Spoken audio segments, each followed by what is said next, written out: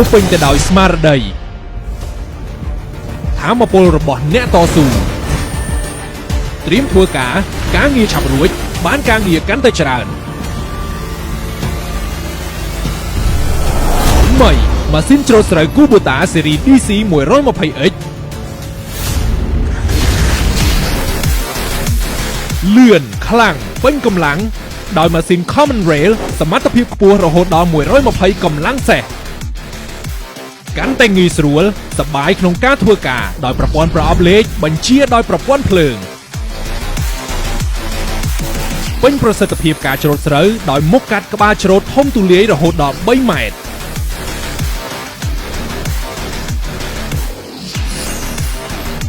ក្រុមឈុតកង្ហាកាវល្អរចនាម៉ូដថ្មីកោងចុះក្រោមធ្វើឲ្យម្រាមកាវទាញដើមស្រូវបានទាបជាងផ្លែកំបិតបង្កើនប្រសិទ្ធភាពការច្រូតស្រូវដួលបានល្អ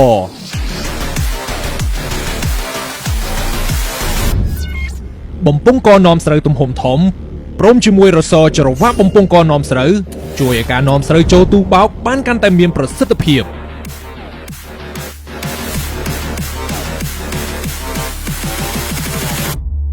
គួបផ្សំកម្លាំងជាមួយប្រព័ន្ធទូបោកស្រូវរបស់ម៉ាស៊ីនច្រូតស្រូវ Kubota ដើម្បីភោគផលទទួលបានកាន់តែមានគុណភាព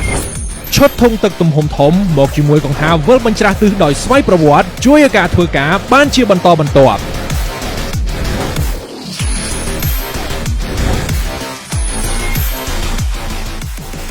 ច្រូតស្រូវកាន់តែរលូនដោយប្រព័ន្ធបត់ Kubota ឬ K-turn ប្រព័ន្ធបត់ឯករាជ្យធ្វើបាន3ប្រភេទបង្វិលបត់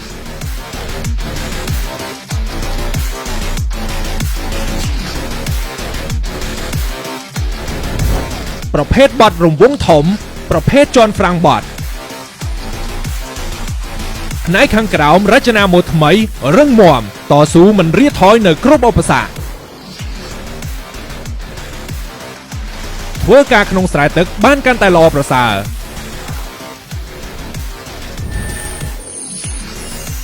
ដោយកង់ច្រវាក់កាន់តែធំព្រមជាមួយរបាំងខ្ពស់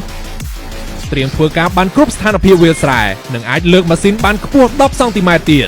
រក្សាតុល្យភាពម៉ាស៊ីនច្រូតដោយស្វ័យប្រវត្តិដោយប្រព័ន្ធ Auto Monroe ជួយឲ្យច្រូតស្រូវប្រកបដោយប្រសិទ្ធភាពជួយឲ្យធ្វើការបានទោះបីស្ថានភាពវាលស្រែមិនស្មើគ្នាក្តី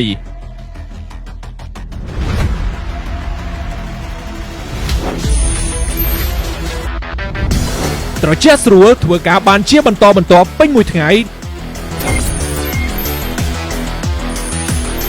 បន្ថែមនូវភាពរឹងមាំរបស់ទ្វារបន្ទប់អ្នកបើកបរដោយក្រងដែកមកព្រមជាមួយបង្អួចរុញជួយការពារនិងកាត់បន្ថយធូលីចូលមកក្នុងបន្ទប់អ្នកបើកបរ